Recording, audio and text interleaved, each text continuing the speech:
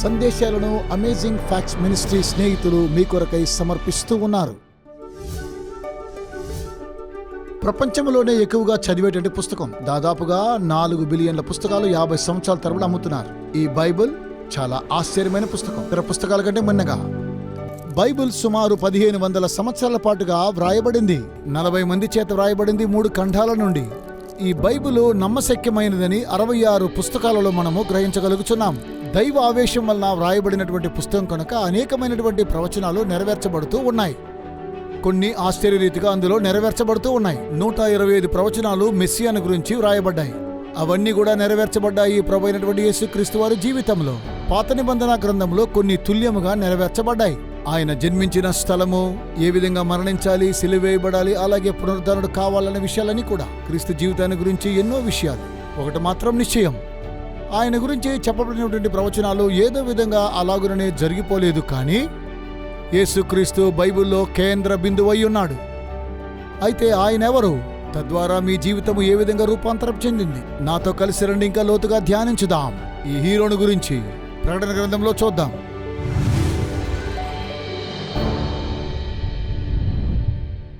ఈరోజు మన ప్రజెంటేషన్ ఏమనగా ప్రకటన గ్రంథంలో ఉన్నటువంటి నాయకుని గురించి, ప్రవచనాత్మకతో కూడినటువంటి ప్రత్యేకమైనటువంటి సందేశాలు. ఇవి నూతన సిరీస్. వీటిని ప్రవచనాల ఎన్కౌంటర్ అంటాం. ఎందుకంటే ప్రవచనాల గురించినటువంటి బోధన.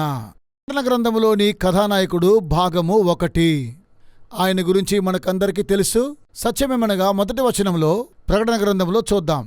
అది మృగమును గురించిన ప్రత్యక్షత కాదు, అది అంత్యక్రీస్తుని గురించినది కాదు. ప్రజలందరూ కూడా అంత్యక్రీస్తుని గురించి చదవాలనుకుంటారు. మీకు తెలుసా, అంత్యక్రీస్తుని గురించి ప్రకటన గ్రంథములో లేదని? అది యోహాను రాసిన పత్రికలో ఉన్నది. అయితే ప్రకటన గ్రంథం పుస్తకాలు యేసుని గురించి. ఆయన కేంద్ర బిందువై ఉన్నాడు. అది ప్రకటన గ్రంథంలోనే కాదు, బైబిల్ గ్రంథం అంతా కూడా యేసు క్రీస్తుని గురించినదే. ఈ రోజు అదే మనం ధ్యానించబోతున్నాం. ప్రకటన గ్రంథము 1వ అధ్యాయం 1వ వచనంలో యేసుక్రీస్తు తన దాసులకు కనపరచుటకు దేవుడు ఆయనకు అనుగ్రహించిన ప్రత్యక్షత. ఇవి దేవుడు తన దాసులకు అనుగ్రహించిన ప్రత్యక్షతలు. ఇవి త్వరలో జరగబోతున్నాయి. ఈ ప్రకటన గ్రంథాన్ని తీక్షణంగా చదివితే అందులో సారాంశాన్ని తెలుసుకోవచ్చును. బైబిల్ గ్రంథంలో క్రీస్తుని గురించి చెప్పబడుతున్నప్పుడు అవన్నీ నెరవేర్చబడుతూ ఉన్నాయి. ఈ ప్రవచనాలు ప్రభువైన యేసుక్రీస్తు దినములో ప్రారంభమైనవి. ఇవన్నీ కూడా ఆయన పరలోకంలో ఉండేంత వరకు. ప్రకటన గ్రంథము 20వ అధ్యాయము 21 చదువుదాం. పాత నిబంధనలోని 300కు పైగా ప్రవచనములు మెస్సియాకు సంబంధించి ఖచ్చితమైనటువంటి గుర్తులను సమర్పించుచూ ఉన్నవి. చాలామంది ఈ లోకంలో యేసుక్రీస్తుని మతనాయకుడు అని అంటారు. అయితే అది మనము నమ్మశక్యము కానిది. అలాగే క్రైస్తవులముగా బైబిల్ తెలియజేస్తూ ఉన్నది ఈ నామం వల్లనే మనం రక్షించబడాలని, ఏ నామమును కాదని. యేసుక్రీస్తు వారు ఏదో మతబోధకులు కారు. దేవుడు మానవాళిగా జన్మించి అవతార పురుషుడైనటువంటి యేసుక్రీస్తులో మనలను రక్షించడం కోసం ఆయన ఎవరో మనము తెలుసుకోవాలి. క్రైస్తవ్యమంతా ప్రభువైన యేసును గురించినది. ఆయన ఎవరో మనము తెలుసుకోవాలి. బైబిల్ అంతా కూడా వాటి గురించి తెలియజేస్తున్నది. వాటి గురించి చెప్పబోతున్నాను. మొదటి ప్రవచనము ఆదికాండ పుస్తకములో ఉన్నది. ఆదికాండము 3వ అధ్యాయం 15వ వచనం. ఆదాము హవ్వలు పాపము చేసిన పిదప దేవుడు ఆ తరువాత ఆదాము హవ్వలతో మాట్లాడాడు. ఇవన్నీ ఎందుకనగా, అయితే సర్పము లూసిఫర్ వలె ఈ విధంగా మాట్లాడి దేవుడన్నాడు, నేను మీకు వైరం కలుగు చేస్తాను. మరి పదమునకు అర్థము వైరమనగా శత్రుత్వము మరియు ఘర్షణ మరియు ధ్రువ నిరోధకత్వం. మరియు నీకును స్త్రీకిని నీ సంతానమునకును ఆమె సంతానమునకును వైరము కలుగజేసేదను. అది నిన్ను తల మీద కొట్టును, నీవు దానిని మడి మీద కొట్టుదు అని చెప్పెను. ఆదికాండము 3వ అధ్యాయం 15వ వచనం. స్త్రీ యొక్క సంతానమునకు అనగా, స్త్రీ సంతానము అనగా ఇలా చెప్పబడింది మెస్సియాను గురించి. మరియు నీకును స్త్రీకిని నీ సంతానమునకును ఆమె సంతానమునకు వైరము కలుగు చేసేదను, అది నిన్ను తల మీద కొట్టును, నీవు దానిని మడి మీద కొట్టుదు అని చెప్పెను. మన పురోగతి, అలాగే క్రైస్తవ పురోగతి చాలా సంకటములో ఉన్నది, మెల్లగా ఉన్నది. సాతాను చేసే క్రియల ద్వారా ఈ ప్రపంచంలో మంచి చెడ్డకు పోరాటం కలదు. స్త్రీకి సర్పానికి మధ్య ఇవన్నీ ఇలా జరుగుతూ ఉన్నాయి. ప్రకటన గ్రంథం 12వ అధ్యాయం చదవండి. సాతాను ఎవరో మనం ఆలోచించగలము. కాగా సర్వలోకమును మోసపుచ్చుచు అపవాది అనియు సాతాననియు పేరుగల ఆది సర్పమైన మహాఘట సర్పము పడద్రోయబడెను. ప్రకటన గ్రంథము 12వ అధ్యాయం 9వ వచనంలో. అది అందరినీ మోసం చేస్తూ ఉన్నది. అయితే యేసు ప్రభువు ఎక్కడి నుండి వచ్చెను? ఇది ఓ గొప్ప ప్రశ్న. ఆయన ఇతరుల వలె మానవాళిగా జన్మించాడు. క్రీస్తు ధైర్యంగా వాదించాడు. ఆయన ఒక విషయం తెలియజేశారు. యోహాను సువార్త 6:38లో, నన్ను పంపిన వాని చిత్తము నెరవేర్చుటకే పరలోకం నుండి దిగివచ్చి తిని. అందరూ అలా చెప్పగలరా? మనం ఎవరైనా కలుసుకుంటే నేను పరలోకంలో వచ్చానని? బైబిల్ గ్రంథాన్ని గురించి గత రాత్రిలో మనము మాట్లాడుకున్నాం. కొంతమంది నేనే క్రీస్తు అని అంటారు. అయితే వారిలో కొంతమంది వారి క్రీస్తు అని చెబుతూ ఉంటారు. అయితే ఈ విషయాలు అక్కడక్కడ జరుగుతుంటాయి. నేను కూడా ఒకసారి దొరికిపోయిన ఎవరో ఒకరు నన్ను కూడా యేసు అని అన్నారు. నేను ఎన్నడూ మర్చిపోలేను. మనము కొన్నిసార్లు నేను పర్వతాల్లోనూ గుహల్లో ఉన్నప్పుడు ఇలా జరిగింది. మీకు ఈ అనుభవం లేదు, అయితే నేను గ్రహించగలిగాను. ఒకతను నాతో కూడా ఉన్నప్పుడు కొండల్లోనూ గుహల్లోనూ ఇలాగే నాకు కూడా జరిగింది. నాతోనే ఉంటూ మరలా వెళ్ళిపోయి మరోసారి తిరిగి వచ్చాడు. అయితే అతడు నేనే యేసునన్నాడు. మొదటగా ఆలోచించాను. నాకు ఒక స్పానిష్ స్నేహితుడేవాడు, అతని పేరు యేసేమో అనుకున్నాను. అతడు స్పెయిన్ వాణిగా మాత్రం లేడు. అతను అన్నాడు నేనే క్రీస్తునన్నాడు. అయితే నా పేరేమనగా నా పేరు మైకేల్ డేవిడ్ హార్పర్, నేను పరలోకా నుండి వచ్చానన్నాడు. కొన్నిసార్లు పర్వత శిఖరాల్లో ఎవరినైనా అడిగితే నా పేరు యేసు అని అంటారు. నేనొచ్చాను. దీని గురించి నాకు పెద్దగా అర్థం కాలేదు, కానీ ఏం చెప్పాలంటే నేను బైబిల్ గురించి చదువుతుండగా యేసుని గురించి అనేకమైన సమస్యలు వచ్చాయి. ఆయనే యేసు అనుకుంటే నా హృదయంలో అనేకమైనటువంటి విశ్వాస సంబంధమైన ఆలోచనలు కూడా వచ్చాయి. ఒకవేళ నాకేమైనా మతి భ్రమించిందా? ఆయన యేసుక్రీస్తా లేకపోతే ఆయన కాదేమో? మంచిదండి, చాలా సంతోషం. బైబిల్ తెలియజేస్తుంది మీరు వచ్చినప్పుడు అందరూ ఆయనను చూడగలరు. ఆయన వెలుగు చాలా ప్రకాశమైనటువంటిది. నిజమే, నేను రావడం కూడా నిజమే. నేను అనేకులను సిద్ధపరచాలి. ఆయనకు సమస్తము తెలుసును, బైబిల్ అంతా కూడా తెలుసును. అతడు 2-3 రోజులు నాతో కూడా ఉన్నాడు. సమస్తాన్ని భోంచేసేటప్పుడు యేసుక్రీస్తు కాడనుకున్నాను. ఆ తరువాత ఒక వారం పిదప అతన్ని కలుసుకున్నాను. నిజంగా చూస్తే అతడు అపోస్తలుడుగా ఉన్నాడు, కానీ చాలామంది అతను యేసు అని అనుకున్నారు. కొన్ని వారాల తర్వాత నేను అతను కలుసుకున్నాను. నేనప్పుడు గుహలో లేను. అతడు బయటకు చూసినప్పుడు ఒక పళ్ళు పోగొట్టుకున్నాడు. అతడు ఎవరితోనో కొట్లాడుకొని తన పళ్ళు పోగొట్టుకుని, అయితే యేసుకు పనులున్నాయి. ఇలాంటి భయంకరమైన మనుషులు మనం చూస్తూ ఉన్నాం. ప్రభువైన యేసు తిరిగి నేను పరలోకం నుండి వస్తున్నాను.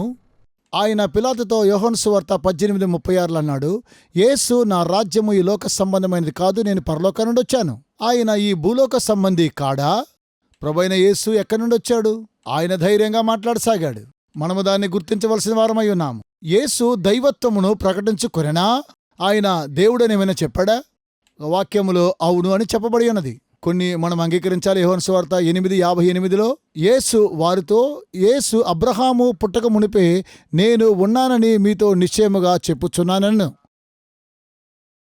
అలా చెప్పినప్పుడు ఆయన ఏమైనా దేవుడై ఉన్నాడా? యూదులు ఈ విషయాన్ని గ్రహించి, చూడుము ఆయన తను తానే దేవుడని గ్రహించుకొనుచున్నాడని. అయితే దేవుడు మోషేతో నేను ఉన్నవాడను అనువాడనై ఉన్నాను, అది దేవునికున్న నామము, ఆయన సజీవుడు, వారు రాళ్ళు రువి ఆయనను చంపాలి అని అనుకున్నారు. ఆయన దేవుడని చెప్పినప్పుడు ప్రభువైన యేసు దాని గురించి పట్టించుకోలేదు. ప్రభు అన్నాడు, నేను అబ్రహామునకు ముందుగానే ఉన్నవాడను, నేను ముందుగానే ఉన్నవాడను. యోహాను సువార్త 10:17 నేను దాని మరలా తీసుకున్నట్లు నా ప్రాణం పెట్టుచున్నాను, ఇందువలనే నా తండ్రి నన్ను ప్రేమించుచున్నాడు. నా ప్రాణమును నేనే పెట్టుచు ఉన్నాను, నేను దానిని పెట్టగలను, మరలా తీసుకొనగలను. ఆయనలా చెబుతూ మార్కు సువార్త 2:10 అయితే పాపములు క్షమించుటకు భూమి మీద మనిషి కుమారునికి అధికారము కలదని మీరు తెలుసుకొనవలనని వారితో చెప్పాను. దేవుడే పాపాలు క్షమించేవాడన్నారు. మరలా ప్రభువైన యేసుక్రీస్తు వారు తన దైవత్వాన్ని గురించి చెబుతూ ఆయనకు దైవికమైన హక్కులు కలవని వివరించాడు. అవునండి, ప్రభువైనటువంటి యేసుక్రీస్తు ఇతరుల మనుషుల వల్ల కాదు గాని ఆయన ఈ లోకానికి రావడానికి ముందుగానే ఉన్నవాడు. పాపాలు క్షమించే అధికారము కలదు. ఆయన ప్రకటనలను మనము ఎట్లు విశ్లేషించగలము? ఇది ఏ విధంగా సత్యమని గ్రహించుకోగలము? సిఎస్ లేవిస్ అనేటువంటి క్రైస్తవ తత్వశాస్త్రి అన్నాడు, 3 ప్రాముఖ్యమైన అంశాలు ప్రభువైన యేసుని గురించి తెలుసుకోవచ్చు. ఆయన జీవించాడని. అయితే ఆయన ఏ సంవత్సరంలో జీవించాడు? మిమ్మల్ని పరీక్షించుచున్నాను. 2017 సంవత్సరం. 2017ఏనా? ప్రపంచ దేశాలన్నీ కూడా దినాల గురించి లెక్కించుకోవాలి అని అనుకుంటే ప్రభువైన యేసు జన్మదినాన్ని లెక్కించుకోవాలి. మరలా మీకు తెలియజేస్తాను. ఇది స్పష్టంగా చెప్పాలి అంటే యేసుక్రీస్తు యొక్క తేదీని గురించి మనం చెప్పవచ్చును. ఆయన జీవించలేదని మనము చెప్పలేము. చరిత్ర ఆయన జీవించలేదని ఏమాత్రము సవాలు విసరలేదు. అయితే సిఎస్ లేవిస్ గారు ఇలా వ్యాఖ్యానించారు, వారు అబద్ధికులై ఉండాలి, లేదా వారు మతిభ్రమించిన వారై ఉండాలి, ఆయన ప్రభువై ఉండాలి. కనుక 3 ప్రాముఖ్యమైన ఆధారాలు మనకున్నాయి. ప్రియమైన స్నేహితులారా, ఎక్కడికి వెళ్ళకండి. నేటి ప్రదర్శనలోనికి తిరిగి మిమ్మల్ని కలుసుకుంటాను. ఒక్కసారి మిమ్మల్ని మీరు ఆలోచన చేసుకోండి. గాఢాంధకారమైన సముద్రంలో ఉన్నట్లయితే, మీరు మునిగి తేలుతున్నట్లయితే భయానకమైనటువంటి దృశ్యాలను మీరు చూడగలుగుతుంటారు. మిమ్మల్ని కాపాడడం కోసమే ఒక హెలికాప్టర్ వచ్చినట్లయితే మీరు కృతజ్ఞత తెలుపుతారు. మీరు చదువుకోవడం కోసమై రక్షణ గురించి ఒక పుస్తకాన్ని ప్రచురం చేశాం, నిశ్చయ మరణం నుండి విమోచన. ఈ అద్భుతమైనటువంటి వాక్యంతో కూడినటువంటి యొక్క పుస్తకాలు రక్షణ గురించిన పెద్ద ప్రశ్నకు మేము సమాధానం ఇస్తున్నాం. రక్షణ పొందడానికి నేనేం చేయాలి, నా హృదయంలో సంతోషంగా ఎలా ఉండాలి, విజయవంతమైన జీవితాన్ని ఎలా జీవించాలి, నా విశ్వాసాన్ని ఇతరులతో ఎలా పంచుకోవాలి. ఈ తెరపై ఉన్న నెంబర్ సంప్రదించి ఉచిత కాపీని పొందండి. ఈ ఆఫర్ నెంబర్ తెలియజేయండి 403. మా వెబ్సైట్ ని సంప్రదించండి. ఈ ఆశ్చర్యమైన పుస్తకాలు చదివిన తరువాత మీ స్నేహితులతో దీన్ని పంచుకోండి. ఈ రోజు కార్యక్రమంలోనికి మరలా ప్రవేశించుదాం. ఆశ్చర్యమైన గొప్ప సత్యాల వాక్యం ద్వారా నేర్చుకుందాం. ఎలా పరిశీలించగలము, వాటిని ఎలా కనుగొనగలము? బైబిల్ తెలియజేస్తున్నది. ప్రభువైనటువంటి యేసుక్రీస్తు వారు యోహాను సువార్త 5:39 లేఖనముల యందు మీకు నిత్యజీవము కలదని తలంచుచు వాటిని పరిశోధించుచున్నారు, అవే నన్ను గూర్చి సాక్ష్యమిచ్చుచున్నవి. యేసు అంటున్నారు ఏ విధంగా నూతన నిబంధన వ్రాయబడిందని. ఎవరో కాదండి. కొన్ని ప్రాముఖ్యమైన అంశాలు మీతో చెప్పాలనుకుంటున్నాను. మీలో ఎంతమంది బైబిల్ తీసుకుని వచ్చారో చాలా సంతోషం. నేను వెంటనే ముగిస్తాను. మంచిది. ఇది మీ బైబిల్ అనుకోండి. 3 విధాలుగా దీన్ని నేను విభాగిస్తాను. అప్పుడే మీకు రఫ్గా ఐడియా వస్తుంది. అలాగే సమన్యాలు వస్తాయి. ముందు వెనక భాగాలు జాగ్రత్తగా గమనిస్తే 3 భాగములుగా చేస్తాను ఈ బైబిల్ని. పాత నిబంధన, ఇది యేసుక్రీస్తుకు ముందుగా వ్రాయబడింది. పాత నిబంధన గ్రంథములోని మలాకి పుస్తకాన్ని 400 సంవత్సరాల క్రితం ప్రభువైన యేసుకు పూర్వం రాశారు. ఈ రెంటి మధ్య ఓ ప్రాముఖ్యమైన అంశము కలదు. క్రొత్త నిబంధన దేని గురించి మాట్లాడుతుందనగా యేసుక్రీస్తు యొక్క జననము. ప్రకటన గ్రంథంలోని 1వ అధ్యాయం యేసుక్రీస్తుని గురించిన ప్రత్యక్షతలు. క్రొత్త నిబంధనలో యేసుక్రీస్తు వంశావళిని గురించి వ్రాయబడింది. ఇవి మెస్సియా రాకడను గురించి వ్రాయబడినవి. రక్షకుడు ఎప్పుడు వస్తాడని మరియు దేవుడే మానవుడుగా ఎప్పుడు జన్మిస్తాడని పాత నిబంధనలో 100 ప్రవచనముల కంటే ఎక్కువగా ముందుగానే చెప్పబడినవి. ఇప్పుడు ఇక్కడ మనము చూస్తున్నటువంటి ప్రవచనములు అన్నీ కూడా కొన్నేమో 100 సంవత్సరాల తర్వాత, ఆ తర్వాత కొన్ని వేల సంవత్సరాల క్రితం క్రీస్తు జన్మకు ముందు ఏ విధంగా జరిగాయి ఇక్కడ చూద్దాం. ఇవి వారు ముందు చెప్పినవి ఎలా జరిగాయో చూద్దాం. ఇవేవో తెల్ల పేజీలలో నల్ల ఇంకుతో రాయబడినవి ఏమాత్రము కావు. ఈ బైబిల్లో ఉన్నటువంటి మాటలు ప్రకృతికి అతీతమైనటువంటి మాటలున్నవి. మానవాళితో దేవుడు అద్భుత రీతిగా యొక్క పుస్తకాన్ని సంరక్షించాడు. ఈ బైబిల్ని ఒకసారి బైబిల్ను చూద్దాం. మరలా చూస్తే లూకా 24:27 యేసు 2 శిష్యులతో సంభాషిస్తూ ఆయన ఎమ్మాయుకు వెళుతూ ఉండగా ఆయనన్నారు, మోషేయు సమస్త ప్రవక్తలను మొదలుకొని లేఖనములన్నిటిలో తన్ను గూర్చిన వచనములు భావం వారికి తెలిపెను. కనుక యేసు వారిద్దరికీ బైబిలిచ్చి బైబిల్ గ్రంథములను తన గురించి వ్రాయబడిన వాక్యములన్నీ వారికి చూపించాడు. క్రొత్త నిబంధనలో ఉన్నవి తన గురించి సంగతులన్నీ కూడా వారికి తెలియజేశాడు. వారు వెళుతూ ఉండగా, నేను కొన్ని సంఘాలకు వెలుచు ఉన్నప్పుడు వారు క్రొత్త నిబంధన పంపిణీ చేస్తూ ఉంటారు. అది క్రొత్త నిబంధన సంఘము. పాత నిబంధన ఎవరు పాటించరు. మీరు క్రొత్త నిబంధన అర్థం చేసుకోవాలంటే పాత నిబంధన చదవాలి. ఇక్కడ ఒక స్త్రీ చంద్రుడి మీద ఉన్నటువంటి విషయాన్ని చూస్తే ఆమె క్రొత్త నిబంధన అనే సూర్య కిరణాలను ధరించుకొని ఉన్నది. పాత నిబంధన చాలా ముఖ్యము అర్థం చేసుకోవడానికి. మరలా హెబ్రీయులకు రాసిన పత్రిక 10:7 అప్పుడు నేను గ్రంథపు చుట్టలో నన్ను గూర్చి వ్రాయబడిన ప్రకారము దేవా నీ చిత్తము నెరవేర్చుటకు ఇదిగో నేను వచ్చియున్నానంటిని. బైబిల్ అంతా యేసుని గురించి వ్రాయబడింది. ప్రవచనము మెస్సియా వృక్షమును గూర్చి ముందుగానే చెప్పియున్నదా? దీనికి సమాధానము అవును అని చెప్పాలి. ఒక విషయాన్ని చూడండి. దేవుడు అబ్రహామును చూసి అతన్ని పిలిచాడు. మెసొపొటేమియాలో ఉన్నటువంటి నీ ద్వారా, నీ సంతానము ద్వారా మెస్సియా జన్మించాలి. ఆదికాండం 12:3 భూమి యొక్క సమస్త వంశములు నీయందు ఆశీర్వదించబడునని అబ్రాహాముతో అనగా, మెస్సియా హెబ్రీయుల ద్వారా రావలసిన వాడయ్యున్నాడు. హెబ్రీలు యూదులు వ్యత్యాసమైన వారు. అబ్రహాముకు ఎక్కువ సంతానము, ఇస్సాకుకు ఎక్కువ సంతానము, యాకోబుకు ఇంకా ఎక్కువ సంతానం. యాకోబు సంతతి చాలా పెద్దది. అందులో యూదా గోత్రం ఉన్నది. యూదా అనే పదము యూదా సంతలో నుంచి మనమందరం రావాలనుకుంటాము. అయితే అప్పుడప్పుడు హెబ్రీయుల గురించి మనము మాట్లాడుతూ ఉంటాము. అయితే మెస్సియా అబ్రహాము సంతానంలోని కాక ఇస్సాకు సంతానంలోనే.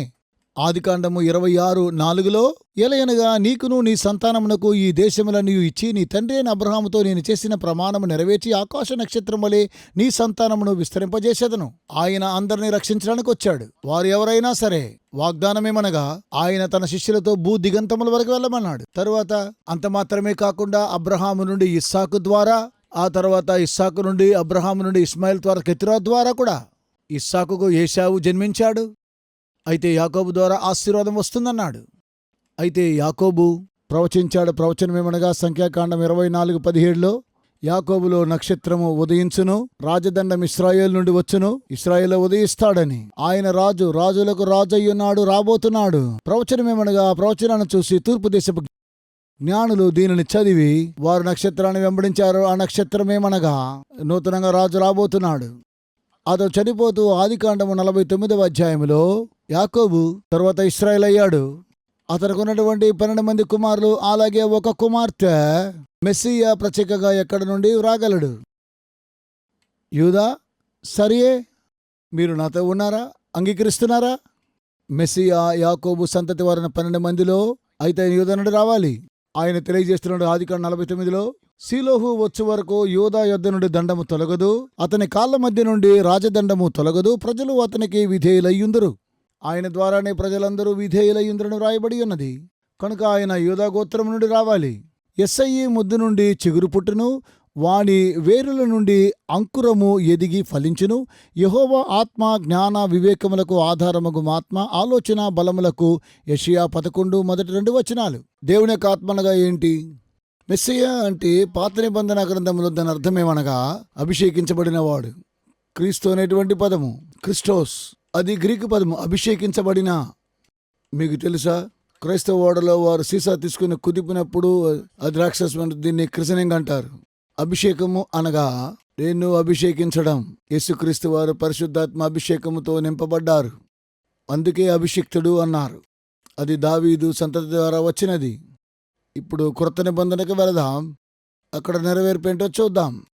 లూకా సువార్త 1వ అధ్యాయం 26వ వచనములో, 6వ నెలలో గబ్రియేలును దేవదూత గలిలయలోని నజరేతును ఊరిలో దావీదు వంశస్థులైన యేసేబును ఒక పురుషునికి ప్రదానము చేయబడిన కన్యక. ఈ విషయాన్ని గమనించాలి, ఇక్కడ ఒక సమస్య ఏర్పడినది. దావీదు వంశస్థుడైన యేసేబును ఒక పురుషునికి ప్రదానము చేయబడిన కన్యక వద్దకు దేవుని చేత పంపబడెను. ఆ కన్యక పేరు మరియా. లూకా సువార్త 1వ అధ్యాయం 26-27లో చూస్తున్నాం. మరియా యేసేపులు వీరిద్దరు కూడా దావీదు వంశస్థం వారై ఉన్నారు. మరి యొక్క వంశావళి తన తండ్రి అయినటువంటి మరలా లూకా సువార్త యేసుని గురించి చూద్దాం. యేసుక్రీస్తు వంశావళిలో మరియా యేసేపులను మత్తయి సువార్తలో మనము చూడగలము. వీరిద్దరూ దావీదు వంశస్థులు. ఇంకొంచెం ముందుగా మనము చూస్తే యేసుక్రీస్తు వారు దావీదు వంశం మాత్రము కాకుండా ఆయన తల్లి అయినటువంటి మరియా కన్యకయ్యన్నది. సరేనా? ఈ ప్రవచనాలు చదవండి. యెషయా గ్రంథము 7వ అధ్యాయము 14వ వచనములో, ఆలకించుడి, కన్యక గర్భవతి అయి కుమారుని కని అతనికి ఇమ్మానుయేలును పేరు పెట్టును. దీని అర్థము దేవుడు మనకు తోడు. మరలా క్రొత్త నిబంధనలకు వెళుతున్నాము. యేసు జన్మించడానికి 700 సంవత్సరాలకు ముందు కన్యక ద్వారా మెస్సియా జన్మిస్తాడని రాయబడింది. ఇప్పుడు క్రొత్త నిబంధనకు వెళదాం. మత్తయి సువార్త 1వ అధ్యాయం 18వ వచనంలో ఇది ఇలా తెలియజేస్తూ ఉన్నది. యేసుక్రీస్తు జనన విధం ఎట్లనగా, ఆయన తల్లి అయిన మరియా యేసేబునకు ప్రదానము చేయబడిన తరువాత వరేకము కాక మునుపు ఆమె పరిశుద్ధాత్మ వలన గర్భవతిగా ఉండెను. ఆ పరిశుద్ధాత్మ వలన గర్భవతి ఆయన. మనకందరికి తెలుసని కన్యక ఏ విధంగా జన్మనిస్తుందని. ఆమె పేరు మరియా. కన్యక గర్భవతి కన్నది యేసుని. మరియా కన్యక. ఆయన జన్మస్థలము. మనకు ఎలాంటి సందేహాలు ఉండకూడదు. మనుషులను రక్షించడానికి రక్షకుడు ఎవరని. దేవుడు మానవుడుగా రావడము సందేహం. ఆయన ఎవరు? మంచిదండి. తూర్పు దేశపు జ్ఞానులు ప్రవక్తలు అందరూ కూడా ప్రభువైన యేసుని కనుగొన్నారు. ఆయన జన్మస్థలాన్ని గురించి ప్రవచించారు. మీకా గ్రంథంలో క్రీస్తు పూర్వము 600 సంవత్సరాలకు ముందు బెత్లెహేము ఎఫ్రతా యూదావారి కుటుంబములలో నీవు స్వల్ప గ్రామమైనను నా కొరకు ఇశ్రాయేలీలను ఏలబోవాడు నీలో నుండి వచ్చును. పురాతన కాలం మొదలుకొని శాశ్వత కాలము ఆయన ప్రత్యక్షమగుచుండెను. మీకా గ్రంథం 5వ అధ్యాయం 2వ వచనములో ఇక్కడ మరో ప్రవచనము తెలియజేయబడింది యేసుక్రీస్తుని గురించి. ఆయన నిత్యుడగు తండ్రి. చూడండి, క్రీస్తు జన్మించడానికి ముందుగా ఆయన యుగయుగములో ఉన్నవాడు. ప్రకటన గ్రంథములో ఇక్కడ తెలియజేయబడింది ఏమనగా, ఆయన నిత్యుడయ్యున్నాడు. నేను ఉన్నవాడను. ఆయన మొదటివాడు కడపటివాడై ఉన్నాడు. అల్ఫా ఒమేగా అయ్యున్నాడు. క్రీస్తు యుగయుగములో ఉన్నవాడు. ఆయన నిత్యుడగు తండ్రి. కనుక ఆయన జన్మస్థలము బెత్లెహేము. ఇది జరిగిందా? ఇక్కడ ఒక సమస్య ఉన్నది. దేవదూత మరి వద్దకు వచ్చి 1 నిమిషం క్రితం చెప్పాను. ఆమె ఎక్కడున్నది? గలిలయలో. ఏ పట్టణంలో? నజరేత్ అనే ఊరిలో. ఈ తెరపైన ఒక మ్యాప్ ఉన్నది. 70 మైళ్ళ దూరములో ఉన్నది ఆ పట్టణము. ఆమె ఓ గొప్ప బిడ్డకు జన్మనిచ్చింది. ఆమె గొప్ప ఇంటికి దూరముగా ఉన్నది. ఎలా మెస్సియా జన్మిస్తాడో ఆయన అలాగే జన్మించాడు. అది దావీదు పట్టణంలో బెత్లెహేములో మాత్రమే. ఇది చరిత్రాత్మకమైనది. టాక్స్ కలెక్టర్ తెలుసుకుని ట్యాక్స్ అంతా కూడా చాలా ఎక్కువగా చేశారు. కైసర్ అనే అగస్టస్ లూకా 2వ అధ్యాయము 1వ వచనంలో ఓ ఆజ్ఞ జారీ చేశాడు. ఆ దినములలో సర్వలోకమునకు ప్రజాసంఖ్య వ్రాయవలని కైసరు ఔగుస్తు వలన ఆజ్ఞాయను. అందరూ ఆ సంఖ్యలో వ్రాయబట్టకు తమ తమ పట్టణములకు వెళ్ళిరి. లూకా సువార్త 2వ అధ్యాయం 1-3 వచనాలు. యేసేబు దావీదు వంశములోను గోత్రములోను పుట్టినవాడు గనుక తనకు భార్యగా ప్రదానము చేయబడిన గర్భవతి అయి ఉండిన మరియతో కూడా ఆ సంఖ్యలో వ్రాయబట్టకు గలిలయలోని నజరేతు నుండి యూదయలోని బెత్లెహేము అనబడిన దావీదు ఊరికి వెళ్ళిరి. మంచిదండి. వారు అక్కడ ఉన్నప్పటికీ కూడా అక్కడేం జరిగిందో మనకు తెలుసు. వారు అక్కడ ఉన్నప్పుడు ఆమె ప్రసవ దినములు నిండిన గనక తన తొలిచూలు కుమారుని కని. లూకా సువార్త 2వ అధ్యాయము 6-7 వచనాలు. ఇదిలా నెరవేర్చబడాలి. మెస్సియా బెత్లెహేములో జన్మించాలనే విషయాన్ని తెలియజేస్తూ ఉన్నది. కాపర్లు దేవదూతలు చూశారు. వాడు ఎక్కడున్నారు? వారు బెత్లెహేములో వెలుపల ఉన్నారు. కాపర్లందరూ కూడా గొర్రెలుగాస్తున్నారు. చూసారా? ఇది నాకు చాలా ఆశ్చర్యంగా ఉన్నది. బెత్లెహేం అనగా అర్థమేంటి? బెత్ అనగా ఇల్లు, బెత్లెహేం దీని అర్థము రొట్టెల ఇల్లు. యేసుక్రీస్తు జీవాహారమై ఉన్నాడు. ఆయన జన్మించిన తరువాత ఆయనను పశువుల పాకలో పెట్టారు. పశువుల పాక అనగా ధాన్యమును అనుగ్రహించే స్థలం. జంతువుల కోసం జీవాహారము జన్మించి పొత్తిగుడ్డలతో పొచ్చుటబడి ఉన్నది. అదే రొట్టె. యేసుక్రీస్తు జీవాహారమై ఉన్నాడు. తన తొలిచూలు కుమారుని కని పొత్తిగుడ్డలతో చుట్టి సత్రములో వారికి స్థలము లేనందున ఆయనను పశువుల తొట్టిలో పరుండబెట్టెను. లూకా సువార్త 2వ అధ్యాయం 7వ వచనంలో. మరలా దేవదూతలు దావీదు పట్టణమందు నేడు రక్షకుడు మీ కొరకు పుట్టి ఉన్నాడని, ఈయన ప్రభు అయిన క్రీస్తు యేసుక్రీస్తు దావీదు వంశావళి, దావీదు పట్టణంలో జన్మించాడు. ప్రవక్తల ముందుగా తెలియజేసిన రీతిగా రక్షకుడు అభిషేకించబడినటువంటి ప్రభువు క్రీస్తు బాలుడుగా ఉన్నప్పుడు 8 సంవత్సరాల వయసులో ఆయనను ఆలయంలోనికి తీసుకుని వచ్చారు. నామకరణం చేశారు. సున్నతి కూడా చేశారు. ఆశ్చర్యంగా చూస్తే మొదటిసారి ఆయన రక్తాన్ని చిందించాడు. ఆయనకు యేసు అని పేరు పెట్టగానే ఆయన తన ప్రజల పాపం నుండి రక్షించును. యాజకుడైన సిమియోను అతను తీసుకుని ఆశీర్వదించాడు. సిమియోను వారిని దీవించి, ఇదిగో అనేక హృదయాలోచనలు బయలుపరచినట్లు ఇశ్రాయేలు అనేకులు పడుటకును తిరిగి లేచుటకును వివాదాస్పదమైన గుర్తుగా ఈయన నియమింపబడి ఉన్నాడు. మరియు నీ హృదయంలోనికి ఒక ఖడ్గము దూసుకుని పోవునని ఆయన తల్లి అయిన మరియతో చెప్పాడు. లూకా సువార్త 2వ అధ్యాయము 34-35 వచనాల్లో ఈ విషయాన్ని మనం గమనిస్తూ ఉన్నాం. ప్రారంభంలోనే మరియకు ఒక ప్రవచనము వచ్చింది. ప్రభువైన యేసుక్రీస్తు వారు తిరిగి రాబోతూ ఉన్నాడని. ఏదో ఒక సింహములా కాదుగాని ఆయన మొదట గొర్రెగా రావలసి ఉన్నది. లోకపాపాలు మోసుకుని వెళ్ళవలసి ఉన్నది. ఆ తర్వాత క్రీస్తు యేసు చిన్నవాణిగా ఉన్నప్పుడు బెత్లెహేములో యేసు జీవిస్తూ ఉన్నప్పుడు హేరోదు రాజు బాలుడైన యేసును చంపాలనుకున్నాడు. మీకు తెలుసా, 3 సార్లు బైబిల్లో అపవాది రక్షకుడైనటువంటి యేసుక్రీస్తు రాకుండా అడ్డుకుంటున్నాడు. ఈ విషయము చదివితే సాతాను అనుకున్నాడు రక్షకుడు ఐగుప్తు దేశంలో ఇశ్రాయేలు ద్వారా జన్మిస్తాడని. అప్పుడు మగపిల్లలు అందరినీ కూడా చంపించాడు. ఆశ్చర్యరీతిగా మోషే కాపాడబడ్డాడు. రక్షకుడు కాపాడబడ్డాడు. ఆ తర్వాత రాణి అయినటువంటి యెజబెలు కుమార్తె అయినటువంటి అతల్య ఆమె దావీదు సంతానాన్ని చంపేసింది. మరలా సాతానుడు అడ్డుకుంటున్నాడు మెస్సియా రాకుండా ఉండడానికి. ఆశ్చర్యరీతిగా యోవాషు కాపాడబడ్డాడు.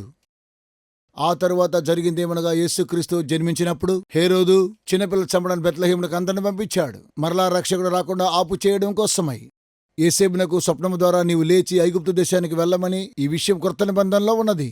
ఆ దర్శనం కలిగిన వెంటనే అప్పుడు అతడు లేచి రాత్రివేళ శిశువును తల్లిని తోడుకుని ఐగుప్తునకు వెళ్లి, ఐగుప్తుల నుండి నా కుమారుని పిలిచి తిని అని ప్రవక్త ద్వారా ప్రభు సెలవిచ్చిన మాట నెరవేర్చబడినట్లు హేరోదు మరణం వరకు అక్కడ ఉండెను. మత్తయి సువార్త 2వ అధ్యాయము 14-15 వచనాలు మనం చూడగలం. అలాగునే క్రొత్త నిబంధన గ్రంథకర్తలు కూడా మత్తయిలా యేసుక్రీస్తు గురించిన ప్రతి ప్రవచనం ఏ విధంగా నెరవేర్చబడిందో మనం చూస్తున్నాం.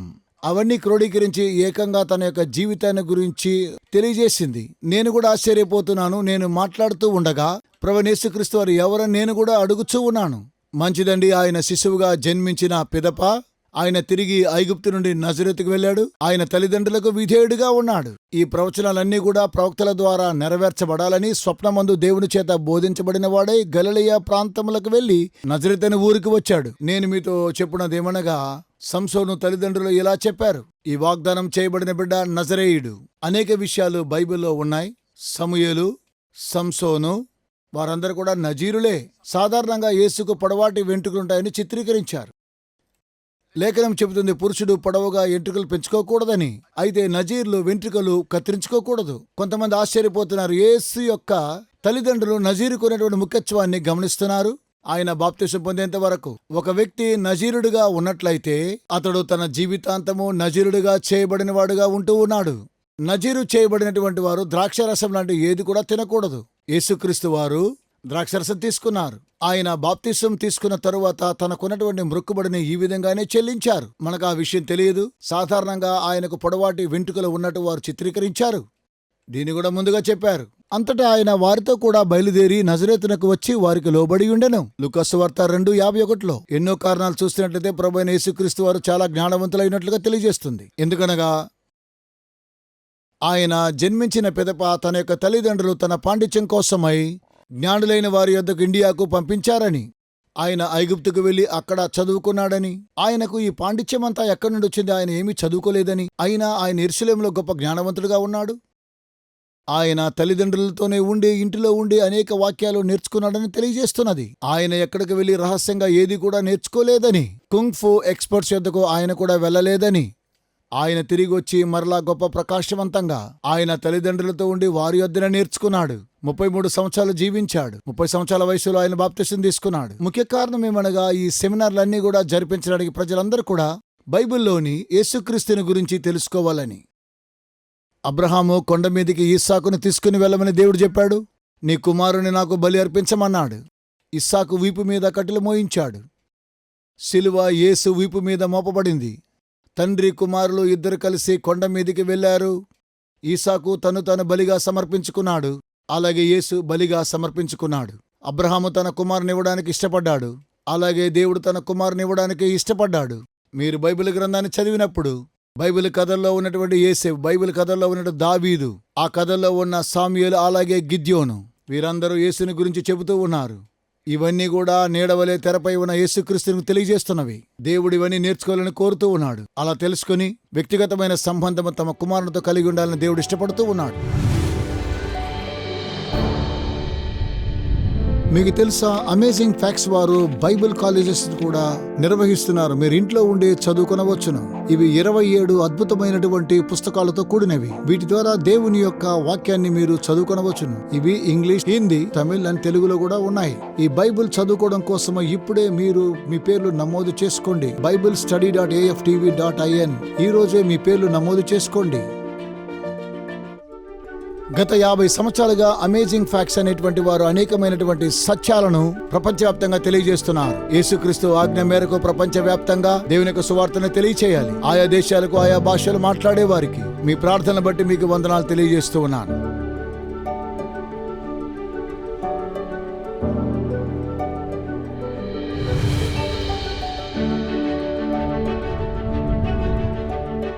మర్చిపోకండి, ఈ రోజు ఉచిత ఆఫర్ని పొందుకోవడం కోసము మీరు చేస్తూ ఉన్నటువంటి సహాయాన్ని బట్టి మీకు వందనాలు తెలియజేస్తూ ఉన్నాం. యేసుక్రీస్తు సువార్తను ప్రపంచానికి తీసుకుని వెళ్ళాలి. రాబోయే వారం మాతో కూడా కలుసుకోండి. దేవుని యొక్క వాక్యం ద్వారా లోతైన సత్యాలు తెలుసుకుందాం. ఆశ్చర్యమైన సత్యాలు మనం నేర్చుకోబోతున్నాం. ఈ సందేశాలను అమేజింగ్ ఫ్యాక్ట్స్ మినిస్ట్రీ స్నేహితులు మీ కొరకై సమర్పిస్తూ ఉన్నారు.